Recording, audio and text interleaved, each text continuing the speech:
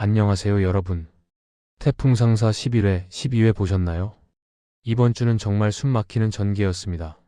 조달청 국가사업을 둘러싼 표상선과의 치열한 대결, 마감 3분 전에 터진 기적 같은 반전, 그리고 불길 속에서 드러난 강태풍의 진심까지.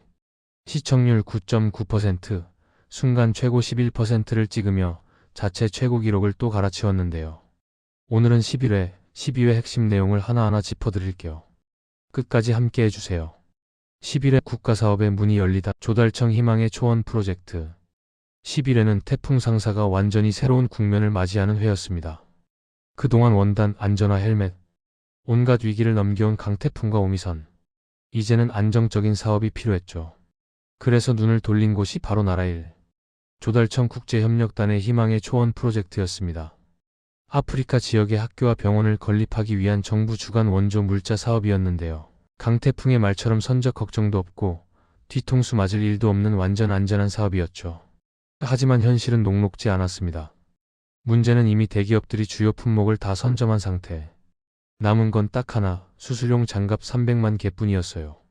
더 심각한 건 국내에 생산 공장조차 없다는 거.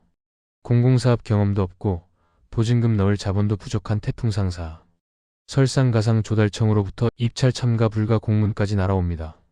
이때 필요한 사람이 바로 전 경영부 이사 구명관. 공공사업 경험이 유일한 실전 전문가였죠. 그런데 충격적인 모습으로 등장합니다. 퇴사 후 일이 뜻대로 풀리지 않자 YK 종말론을 주장하는 사이비 집단에 빠진 거예요. 길거리에서 특별 기도회 전단지를 나눠주는 명관. 태풍과 미선이 설득하러 갔지만 오히려 사탄이라며 내쫓습니다. 벼랑 끝에 몰린 태풍 상사. 그런데 기적이 일어납니다. 명관이 태풍 상사를 구원하기 위해 등판한 거예요. 공무원의 습성을 꿰뚫고 있던 그는 이렇게 조언합니다. 그들이 가장 좋아하면서 가장 싫어하는 그것, 절차.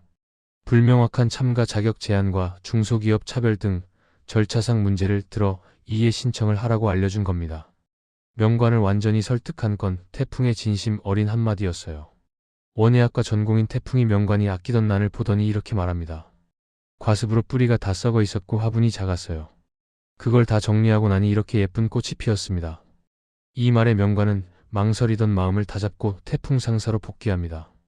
결국 조달청 차주사는 듣도 보도 못한 태풍 상사의 입찰 참가를 허가할 수밖에 없었죠. 그런데 입찰 신청을 하러 간 조달청에서 태풍은 누구와 마주칠까요? 바로 표상선의 표현준.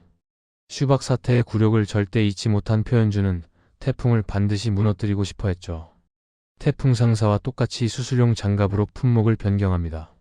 결국 두 회사는 최저가 공개 입찰 경쟁으로 정면 대결하게 됩니다. 입찰 서류 준비는 한치의 실수도 허락하지 않는 긴장의 연속이었어요. 프랑스어로 번역한 수술용 장갑 기술 사양서를 제출해야 하는데 프랑스어 키보드를 전자상가에서 어렵게 구했지만 프린터 소프트웨어가 프랑스어를 인식하지 못해 글꼴이 모두 깨져 출력되는 불상사까지. 명관이 직접 제품 설명서를 작성하며 상황을 타개합니다. 전부 수작업으로 진행했음에도 순식간에 작성해냈죠. 10일에는 이렇게 숨막히는 준비 과정을 보여주며 마무리됩니다. 시청률 8.5%로 동시간대 1위를 기록했어요. 12회는 내가 사는 이유라는 의미심장한 부제로 시작됩니다. 가장 소중한 게 무엇이냐? 강태풍의 이 내레이션이 나중에 어떤 의미로 돌아올지. 입찰 당일 태풍 상사팀은 만반의 준비를 합니다. 명관이 고마진과 함께 태풍의 어깨를 풀어주고 오미선은 마진 5%부터 15%까지 세분화된 가격표를 준비하며 인간 엑셀의 진가를 발휘하죠. 명관이 강태풍 이름점을 보더니 9%로 가자며 진지하게 제안하는 장면에서는 웃음이 터졌어요. 그런데 문제가 생겼습니다.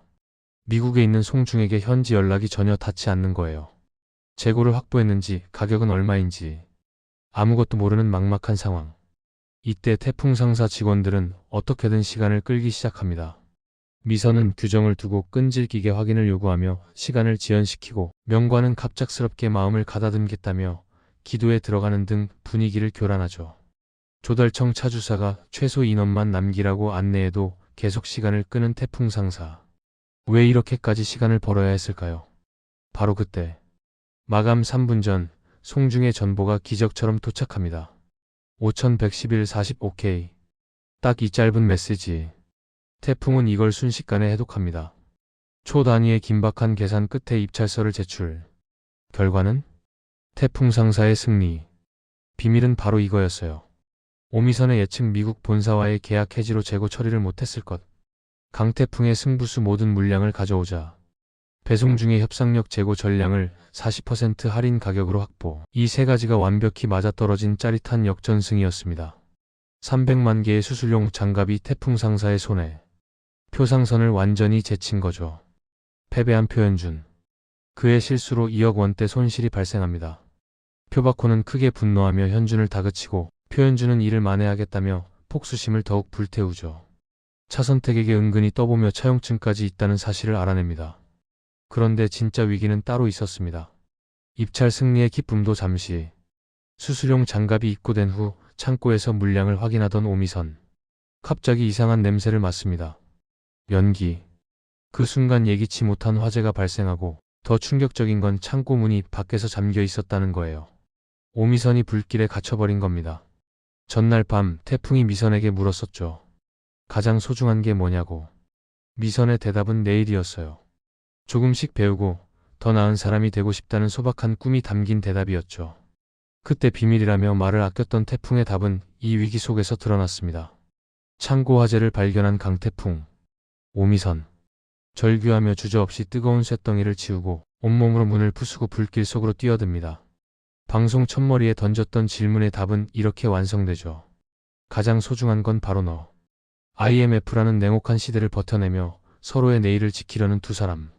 이날 푸제 내가 사는 이유와 절묘하게 맞아떨어진 명장면이었습니다. 그런데 여러분, 13회 예고를 보셨나요? 화재 사건 이후 미선의 마음에 큰 변화가 생긴다고 합니다. 드디어 태풍에 대한 감정이 본격적으로 표면화될 것 같은데요. 하지만 로맨스만 있는 게 아닙니다. 납품을 위해 동분서주하는 태풍 상사 식구들. 그런데 납품은 점점 더 어려워지고 사면초가에 놓입니다. 설상가상으로 태풍이 충격적인 소식까지 접하게 되는데, 그리고 가장 강렬했던 예고 장면. 표바코 앞에서 강태풍이 외칩니다. 내가 죽어도 태풍 상사는 안 망해. 표상선과의 본격적인 전면전이 시작될 것 같은 예감. 과연 태풍 상사는 이 위기를 어떻게 극복할까요? 오늘은 태풍 상사 11회, 12회의 핵심 내용을 함께 정리해봤습니다. 13회에서는 또 어떤 반전이 기다리고 있을지. 토요일 밤 9시 10분 절대 놓치지 마세요. 영상이 도움이 되셨다면 좋아요와 구독 꼭 부탁드립니다. 다음 회차 리뷰도 기대해 주시고요. 그럼 다음 영상에서 만나요. 안녕.